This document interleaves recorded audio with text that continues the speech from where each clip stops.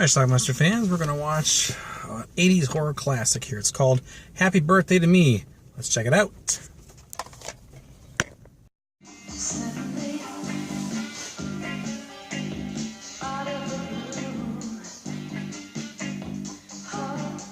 If you and the other so-called members of the top 10 would spend half the time on your books that you do down at that inn, you could all be in Harvard tomorrow. This is Bernadette, Yes, Mrs. Patterson. one of the members of the top 10. Just be sure you're back before midnight. Bernadette has an issue when she goes to her car.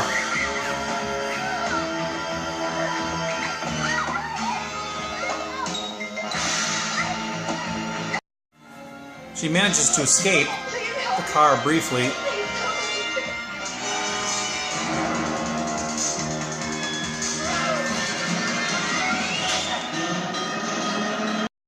And here we meet Virginia, played by Melissa Sue Anderson. Hi, Virginia. Hi. What is this, a convention? Where's Bernadette? I don't know. I can't fend him off much longer. The kids like to play a jumping game on the bridge.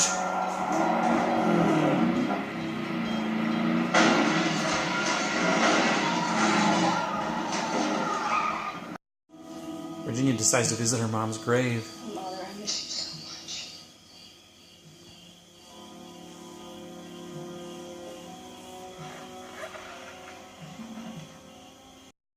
Daddy, I Virginia's have to dad. remember. David says until I stop repressing what happened, I won't be completely cured. He says I'm progressing very quickly. Here's Mary Ingalls in a bra, just because.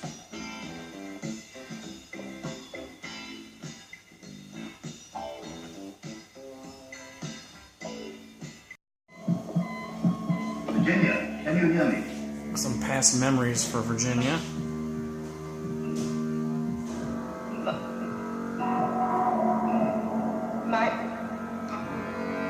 In human being. That's her shrink. And this field Glenn brought Ford. a regeneration and a healing of broken bones or damaged tissue in internal organs. Here's our next kill.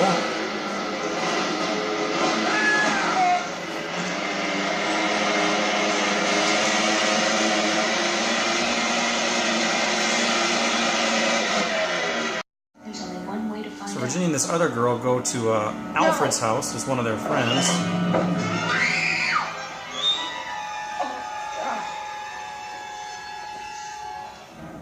Oh, Jesus! Turns out, though, that Alfred's just good at making models.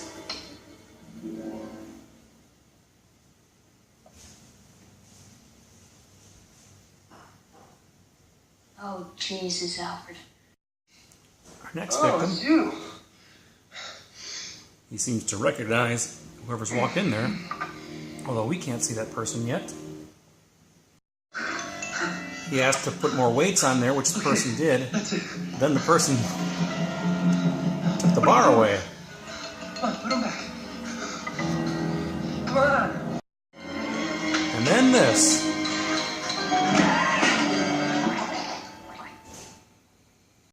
Nobody ever mentioned it. There's Ginny and this guy Rudy hanging out in the bell tower. 2 weeks, but they've all forgotten me. I will never forget you, my darling. The next day, below that bell tower, this guy finds blood.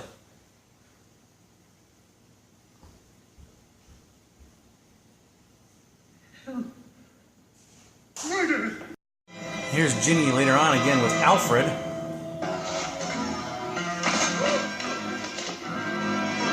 Sure looks like Ginny's our killer. And here's Ginny later on making out with this guy. And a shish kebab.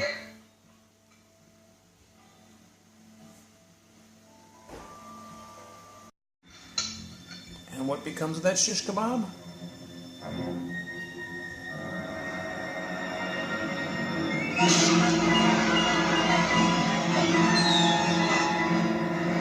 They don't know how it hurt. It's a flashback of Ginny and her mother. And But Daddy, never mind what Daddy said. Where is he when we need him? then her mother died.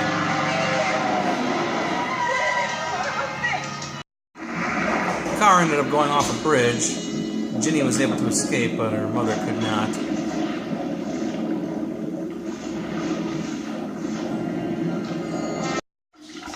Ginny's having nightmares at home, too.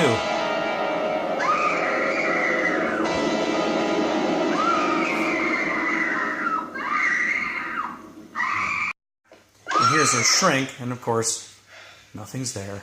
All right, look at this. Look! We have that she was on her way over Apparently here. your friend Anne is missing. I've been here all weekend. I know that Miss Wainwright has not had any visitors. I would like to ask Miss Wainwright some questions. Another flashback to the night her mother died. Tell her yourself, you bastard. It's your loving father. It's Virginia's birthday. God Apparently they're all at somebody else's party. We'll show you. If they won't come to our party, we'll go to theirs.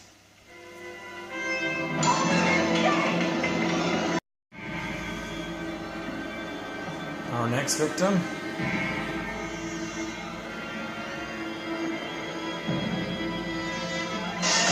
It's Glenn Ford. Bloody demise. Ginny's father comes home and discovers, well, I guess he's in the cemetery first. Found his wife's coffin. Empty. That's not right.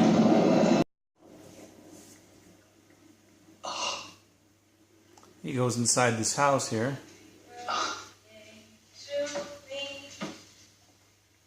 Happy birthday to me. Ginny has all the murder victims sitting around a table. And her father is aghast. That's better.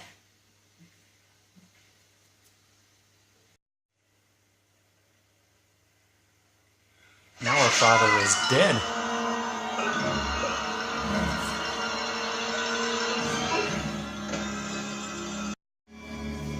And now what's this? Is there two Ginnies? We can't have you looking all dirty. And when they struggle, we find out it's her friend Anne. In a Virginia mask, I guess. She tells how she drugged her every time she got a chance to kill somebody else. And tonight, with David. My sister. Apparently there was an affair going on between the parents. That's why my mother left us.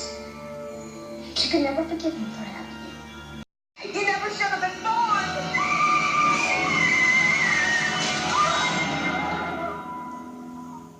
Got her.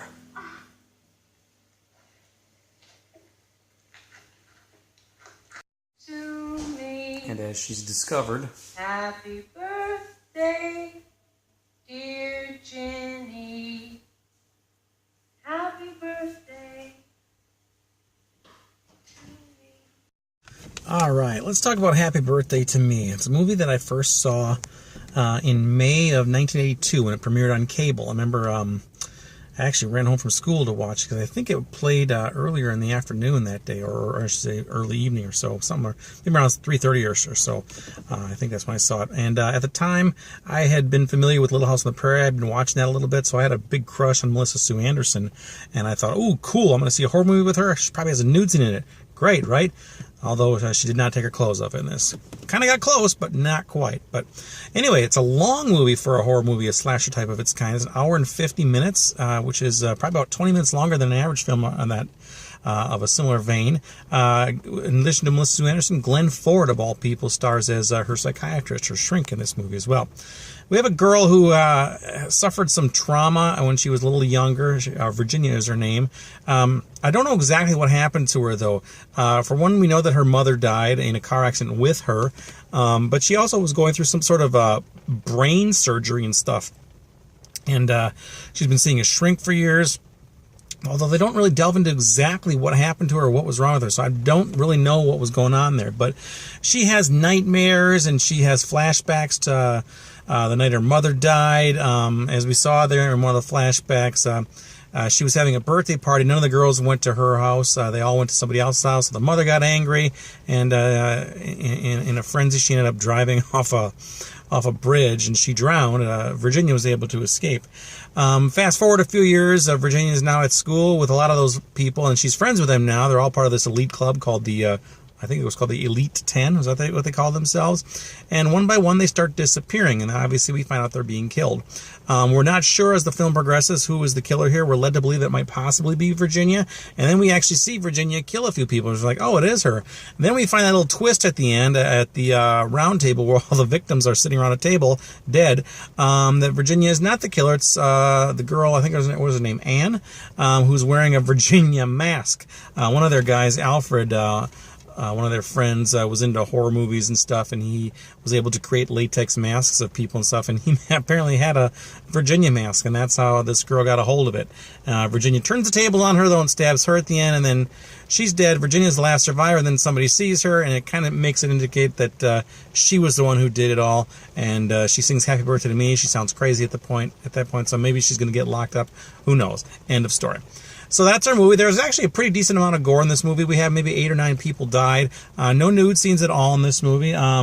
Pretty good, though. I liked it. Melissa Sue Anderson actually took time off of Little House on the Prairie to made this movie in 1981, I believe. So she would have been like 18 or so at the time. So anyway, I like this movie. It came out on DVD. When I first bought it here, people did not like the box art of this because it's ridiculous. I don't know who that girl is or what the hell they did with this. The original box art, the way you remember from the poster and the VHS, looked like that. That's much cooler.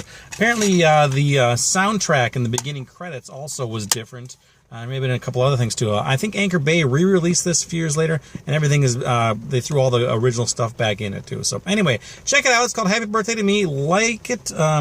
Leave some comments down below. Let me know what you think about it, and we'll talk about it. It's called Happy Birthday to Me. Good movie. Watch it. Bye.